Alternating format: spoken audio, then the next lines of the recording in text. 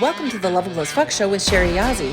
I am a plus-size Indigenous woman in a world that tells me not to love myself. I fucking do. Here's how I do it. For more on how to defuck yourself, love yourself, and my emotional resiliency magnifying, life-transforming mindset hacks and self-care tools that you need to know now in order to transform your life and be happy as fuck, go to beloveableaf.com. That's BELOVEABLEAF.com. Today we are talking about 5 ways to unfuck yourself. I love this topic mainly because I was so fucked and I continued to fuck myself over and over and over throughout my life. So I'm excited to share with you how I stopped doing that. And it is a continual process. No bullshit. This stuff isn't like, sadly, a magic pill that you take one day and boom, everything's fucking peachy after that. But it does shift the levels. What I would say is there's like breakthroughs to a different kind of level where you feel different, you show up different, things start working differently. And then when you're in that level, you'll find new ways to fuck yourself. I kind of think that that's kind of the journey of us humans, is to get unfucked and then start fucking ourselves some more and then get unfucked again. So this is like the journey. All right. So, and here's the thing, guys. We are so used to fucking ourselves. We truly are. If you're like me, you were raised to do it. You were encouraged to do it. The system encourages you to do it. You know, it's the opposite of, how would I like this to work for me? How would I like this to go? How would I like to show up here? How do I want this to be? It's the opposite of that. It's just kind of like this unintentional things, like no intentionality, I'm saying, in the direction that you're going and what you're thinking and what you're doing and how you're feeling. And before I even start this, I want to get clear on this. However you're feeling and the things you're thinking, this isn't a time to shit on ourselves and feel like, oh man, I've totally been fucking myself. At least for me, this was more like, oh my God, when I find a thought that I've been fucking myself with or a belief I've been fucking myself with, I'm like, oh good, I get to work through it and shift it. Yay, because I know on the other side of that, there's something else available. So let's get into it. 5 ways to unfuck yourself. So the first one, and I'm going to be talking about kind of how we create our lives, because that's the main key here, right? And I'm assuming you, since you're here, want to create a life that you're excited about, that you're passionate about, that you enjoy, that you are like revved up, fired up to be a part of, to show up for. And if you are not, or maybe there's certain areas, right? So you're like, I'm on fire in my fitness, but in my relationship, I am not. Or I am like killing it with this mom stuff, but my career is like in the shitter. It's okay. You can find the pieces because you're a badass woman. So you are going to have some successes. You're going to have some things going right. But this is important for the things that aren't. Because sometimes if you're like me, you compensate with this stuff that goes well. Over here with the stuff that isn't going well, you just focus here on the stuff that's going well. But what I'm saying is it's useful to focus on the other things as well, because that's where a shift can happen. That's where a breakthrough in that area can happen. And, you know, we were just barely talking in this chat group that I'm in about like the whole have it all, and that is toxic. And, you know, here's the deal. I don't actually think, as long as you are the one driving what it is you want. I think I have it all from kind of like a outside thing driving us, making us do that next thing, chasing the goddamn carrots. I'm over chasing the carrots. I'm not a donkey chasing the carrot. I'm not doing that. Because guess what? There's always another goddamn carrot. But what about if we are intentionally creating the things that we want? We are intentionally putting our time and choosing to do the things that we want. Like that, to me, for me, I feel like I can have it all for myself. Exactly how I want it to be, how I want it to go. And yes, are there trade-offs? Is this real world? Absolutely. But it's possible to, unless you say that it's not. Does that make sense? And I am only saying have it all as far as all the things that you want. I totally believe that you can have wonderful, amazing marriage, and that you can be a wonderful mother, and that you can have, be following your calling and putting it out there into the world. And if you're like me and love travel and fun, you can have all those things. I truly believe that that's a possibility for anybody who wants that, who's going for it. But you have to get used to delegating. And the biggest thing I would say is this inner work here. Because when I did the inner work, that's when my relationship came up. And it wasn't that I had to do a bunch more work, right? Because I was exhausting myself in that relationship, doing 110% of it and trying to make it so that he would be okay, so that I would be okay. I was like exhausted, right? And then when I stopped that, I put those reins down and gave them back to him where they belonged. And I started taking care of me. I started truly getting clear on what I wanted and how I wanted it to go. It wasn't that I had to put a bunch more time or effort in. I actually was putting in less, but the relationship itself started to blossom and become something beautiful. This morning I woke up and his arms were wrapped around me, and I felt so good and safe and cared for. And I had craved that for our entire marriage and my entire life, really. And I got it once I did this work over here. So why do you want to do this work? Why do you want to unfuck yourself? So you can stop sabotaging your relationships. So you can stop actually getting in the way of what it is you want. Because we are generally the ones who get in the way of what we want, who make it harder than it needs to be. And that's the same thing. When I'm feeling great and amazing, even if my child is having a hard day, maybe even a meltdown, I come at it at a different place. It doesn't exhaust me. It doesn't. So you think about it. Okay, so let's say your child is freaking out. Like we're talking one of those tantrums where they are screaming and, just pissed. And you are struggling too. Well, guess what? You're going to probably devolve into that tantrum with them. You might be screaming back and forth. It's an ugly thing. Ruins the entire day. Now let's say you're feeling great. You've been doing this unfuck yourself work and you are just on it. And your kid is upset. And you can just create this space so that you're not down there with them, but you're loving them, you're caring for them, and you are holding a calm line. Now, this is not a time for you to feel shitty about the times you screamed. Have I screamed? Yes. This is about understanding that there might be a different way, and that it's not harder, it's not more work, and it doesn't take more time. It actually saves you time, is easier, and feels better all the way around. So they are in this place and you're holding this space, this energetic space for them to feel their feelings and then to start managing their feelings. And you don't get down in with them. You don't end up screaming. It doesn't cause this huge fight where then you're crying and they're crying. This is literally you're just holding the space because you feel so good. And then guess what happens? Eventually they calm. You can talk. You can work it out. And what could have been an all-day thing, possibly multiple days of you feeling guilty, turns into, a 20-minute experience between you and your child. And then guess what? The next time it happens, your child is more prepared for how you're going to show up that way. Do I show up perfect every time? No. But you better bet your ass if I fuck up, if I yell back, I get myself centered and I go apologize because it's not okay. I have real clear ways that I want to show up as a mom, as I want to show up in my relationship, as I want to show up in life. And I hold myself to those standards. They're not anybody else's standards. They're my own goddamn standard. And that is where the freedom is, because I can change that standard at any time I want. If I decide I want to be the worst fucking mom around, I can fucking do that because I said so. I'm not going to because that's just not who I am. But all right, let's get into 5 ways to unfuck yourself. First, thoughts.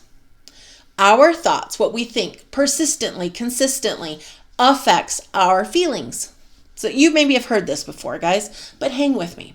Our thoughts, what we're thinking. So it's okay, let's say we spill something and we're like, oh, you fucking moron. Even if it's just in our head, that's a different feeling than, oops, I'll get that cleaned up real quick. Do you see the difference in the feelings? So then the feelings affect your actions or your inactions. So just with this one, let's say you spill milk, which always sucks because ew, and you're like, fuck, you goddamn idiot. you're probably going to clean the stuff, but obviously you're going to go get it and you're just, and you're going to be all pissed. And then maybe your husband pops in, says something, and then you bite his head off. Okay. But let's say you're like, oh shit, well, that was too bad. Let me go get that cleaned up. And you're like, okay, I'm going to get this cleaned up. No big deal. Your husband pops his head in and he's like, hey, what happened? And you're like, oh, I spilled some milk. And then he makes a joke about crying over spilled milk and you both laugh. Now, that's going to be a different setup for how the rest of your day is going to go. So your thoughts and your feelings in real world affect the actions and the environment of your space, of how you interact with your loved ones, of how you show up. And this, again, is not a time to feel guilty or shitty about thinking shitty thoughts or feeling feelings, because if I want to feel sad, you know what I do? I fucking feel sad. If I want to feel angry, you know what I do? I fucking feel angry. If I think a shitty thing or say a shitty thing or think or say it, I fucking do it. Like I'm choosing to do it. Does that make sense? It's the shift of intentionality. It's not in that you're never going to think shitty things or you're never going to feel upset. You totally will. But when you are clear that you're choosing it, something else is possible when you're ready to shift. So I'll tell you, my uncle died a few years ago and I was really close to him. I loved him so much. And it was so painful that I literally had to intentionally take months to grieve, intentionally do it. And it didn't feel good. I definitely didn't love all the different cycles of it. And there got to a point where I was angry. And then underneath the anger was just absolute despair. And it was so scary to feel those feelings of despair because they were really, truly overwhelmingly frightening. But I kept doing it. Why did I do it? I'd been practiced at this for a long time, and I wanted to get through them. If we don't ever allow ourselves to feel the feelings, they just stick. They're somewhere in us, ready to rear their heads up and be like, rah, when they get a chance to. So feeling your feelings is really great. But this is what I would say. Be conscious of the things you're saying and thinking repeatedly. Be conscious of how you're feeling. Are you scared and anxious most of the day? What is your pattern in your feeling? Because those are going to lead to different actions. It's going to lead to a different experience. So what I look for are more patterns, right? Because everybody has a random shitty thought or a random irritated feeling, and that's cool. I roll with them and then I move on, right? Because here's the thing is you feel it, acknowledge it, and then you manage it. Sometimes I feel like people get so stuck in, they forget that they can manage their feelings and that that's an okay step, that that's a healthy step. So, the ways to unfuck yourself is really start focusing on your thoughts, seeing what you're thinking on a regular basis. And my challenge to you is to start shifting them to thoughts that you are choosing to think. Does that make sense? So like literally, if you focus all the time on maybe debt or losing weight, I'm challenging you now to shift your thoughts into, okay, these pants don't fit. How about I get some pants that I feel fucking fantastic in? That's going to be a shift. So then every time you put those pants on, you're going to feel fantastic. You're going to think lovely thoughts about how great you look in those pants, versus continuing to try to get yourself into the pants that are tight and hurt. So this is where I'm saying is like start noticing when you're trying on clothes, when you're hanging out with your spouse. Oh, that can be a big one. If you are like your partner, maybe you guys are in a place where you're just pissed a lot at them. They have just been fucking shit up and you're just stacking. Remember when you did this and this and this and this. So it's totally fine. And I'm not at all saying let's pretend that our partners aren't human or that there aren't things that we don't want. But if we continue to focus all the time on all the shit that they're doing wrong, it is so hard for anything else to come about in that relationship. So intentionally for me, I actually intentionally put in thoughts of gratitude towards my husband and my son. I intentionally think about the things that they're doing right, the things that I appreciate, the things that, and I say them out loud a lot. Why do I do that? Because I know that where your focus goes, grows. So this is my way of intentionally putting putting deposits into those relationships, if you will. And so then once you've kind of started really training where your thoughts go, it's so much easier. Your feelings just flow after that. If where your thoughts go, it was overwhelmingly, you feel great, you feel good with those things, then guess what? Your actions naturally start to reflect those feelings. And after a while of doing an action, you create a habit. And a habit creates a lifestyle, an intentional created life. So we talk about, unfuck yourself, love yourself, and live life on your terms here. And this is how you live life on your terms. You start with your thoughts. You then move on to your feelings. And then it naturally puts you into action. So let me give you another example. Let's say when you're, I'll give you an example. When your child is like, just they're in this place where it's like they just are like trying to poke at you. Like you can feel it. They're trying to poke those buttons. They're just kind of in a mood and they just poke, right? Now, if your thought is like, oh my fucking God, this kid, that's going to lead to a certain feeling of irritation, anger. But if your thought is more like, I recall this bit of teenagerness. Oh, this is kind of funny. Your feelings are going to not be as hooked in, if you will. You're not going to be like, ah. You're just going to be like, okay. And then what is your action? So in one side, your action might be to bark at them, the other side, you might just be like, okay, maybe they're looking for some attention. So then you might be like, hey, let's go grab some ice cream. Let's go do this. And it creates an opportunity to bond with the person who is poking at you versus getting angry and snapping at them. So that's a different action. And if over time this becomes a regular thing, then you're habitually going to find more amusement in your teenager than you do irritation.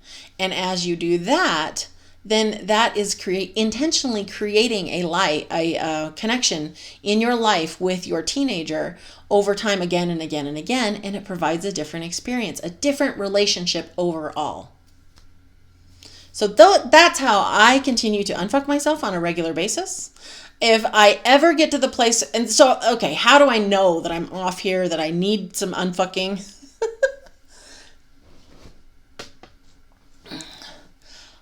The way that I know personally, I keep hitting this. I hope it's not messing up the sound. The way that I know personally, oh good, and now there was a chair noise in there. The thing is, my foot fell asleep, so I'm trying to get it so it will wake up. Okay, tangent, and it's staying in, you guys. You're like, thank you, Sherry, for this wonderful entertainment. So the thing about this is, as you practice it, things are different. Your actions are different. They're naturally different. This isn't about trying. This isn't about working harder. It truly isn't. It's literally just starting to notice with curiosity. What are your thoughts? How are you feeling? Oh, I know. So when I get fucked up, it's usually I'm like, my feeling feels like, I'm just like,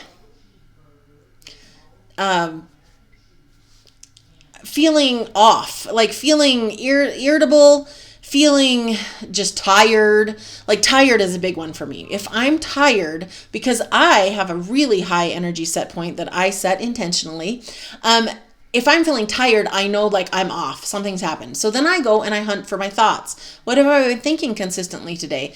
And usually there's some stressor happening. And so then I intentionally think them and feel them. I'm not saying I just ignore them. I actually really look. Is there something action I need to do? Is there some way I need to be supported? What are the steps here? And then I feel them. And then I manage them.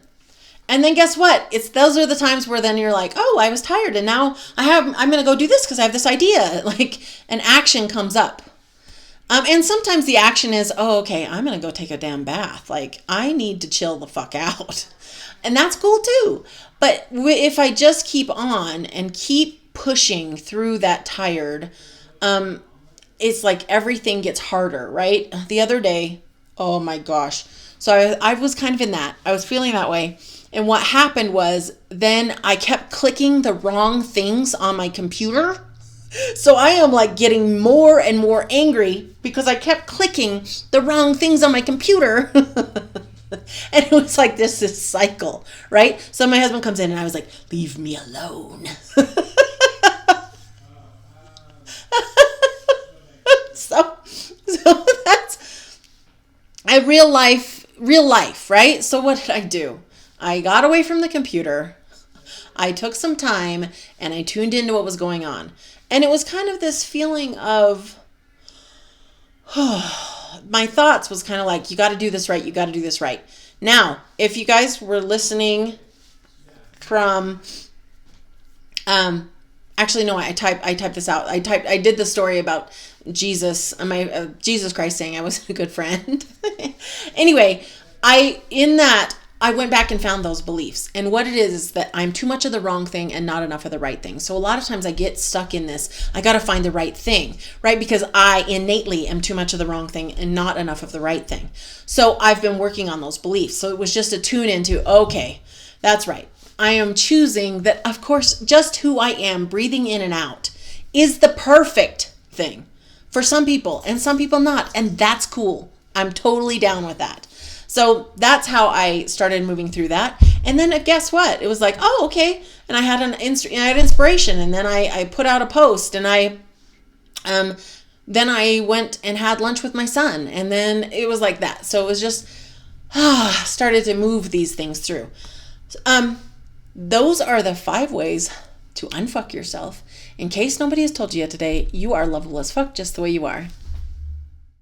To send me your questions or stories, email me at loveableafshow@gmail.com. If you love the show, please comment, like, and subscribe if you're on YouTube. And if you're listening on the podcast, please leave a review and subscribe to help me get this show in front of more women who need to know that they are lovable as fuck just as they are. Check out the show notes or go to beloveableaf.com. That's beloveableaf.com for more of how to unfuck yourself, love yourself, and be happy no matter your size. I said it before and I will say it again. You are lovable as fuck just as you are.